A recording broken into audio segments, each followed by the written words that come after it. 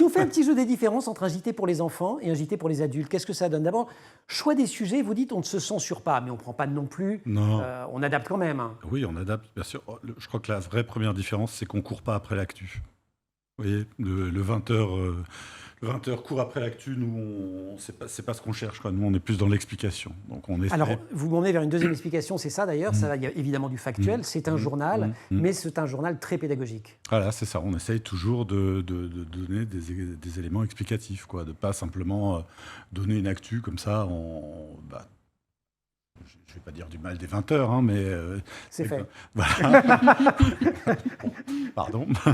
Mais c'est vrai qu'on essaye vraiment de décrypter l'actualité plus que de la donner en courant après les petites phrases, etc. De toute façon, la politique, on en parle très peu parce que ça ne concerne que soit que les Français, soit que les Allemands. Et comme on parle à deux publics, on est obligé de s'adapter. Et en plus, ce sont les enfants qui ne votent pas forcément. Voilà. Ceci étant, ce sont de futurs citoyens tout de même. Après, c'est quand même intéressant de leur expliquer des trucs, quoi. Alors, là, par exemple, on a fait récemment une série sur les institutions. Hein, donc, expliquer le pouvoir législatif, le pouvoir exécutif, le pouvoir judiciaire, les médias, etc. Vous voyez, donc on essaye quand même d'être un peu dans l'actualité, mais voilà, on choisit quelque chose qui va parler à tous et puis qui peut être intéressant pour les gamins et pour les grands aussi, d'ailleurs.